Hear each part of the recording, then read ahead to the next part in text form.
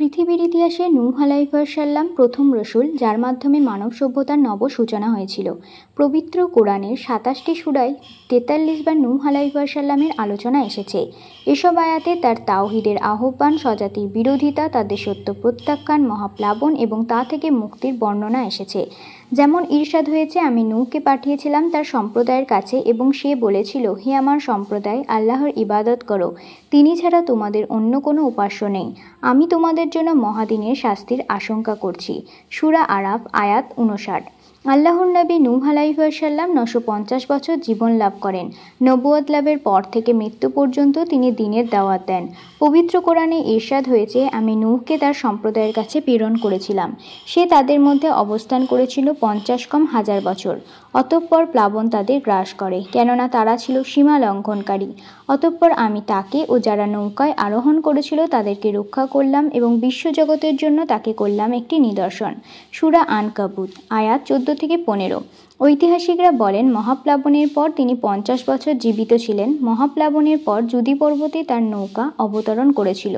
এই হিসেবে ধারণা করা হয়, মহাপ্লাবনের পর জুদি পর্বতের আশেপাশেই হয়তো তিনি বসবাস করেছিলেন এবং সেখানেই তাকে দাফন করা হয়।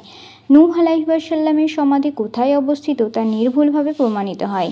তবে মধ্যপ্রাচ্যের 4টি দেশের 4টি স্থানকে নূহ আলাইহিসসালামের সমাধি দাবি করা হয়। তা হলো তুরস্কের কিজরি, আজারবাইজানের নাকচিভান, জর্দানের কিরাক এবং লেবাননের বেক্কা। উল্লিখিত 4টি স্থানের মধ্যে জর্দানের কিরাকই পারস্পরিক অবস্থানের বিবেচনায় সবচেয়ে দূরে অবস্থিত। কিজরি তুরস্ক।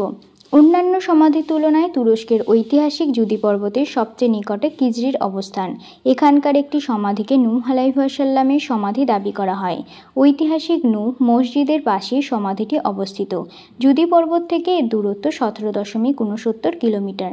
স্থানীয় জনশ্রুতি অনুসারে নূহ আলাইহিসসালাম ও তার পরিবারের সদস্যদের কিজরে দাফন করা হয়। নাকচিভান, আজারবাইজান।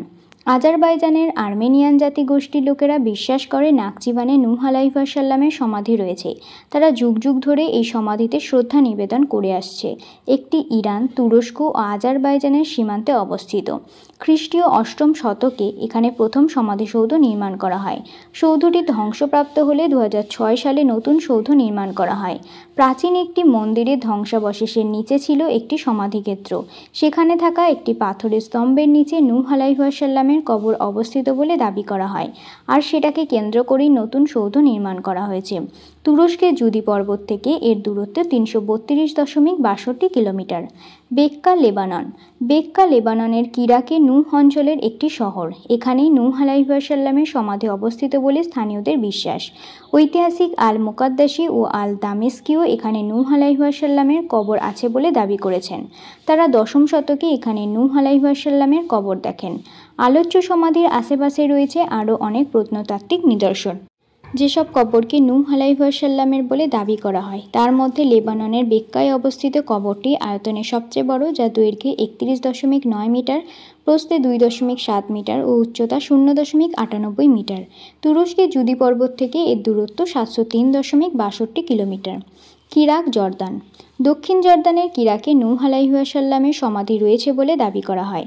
সমাধির ওপর নির্মাণ করা হয়েছে একটি ছোট সৌধ, যার উচ্চতা 57 মিটার এবং ওপরে রয়েছে সবুজ গম্বুজ। ঐতিহাসিকদের দাবি, নূহ আলাইহিসসালামের অত্র অঞ্চল অতিক্রম করলেও এখানে কখনো বসবাস করেননি।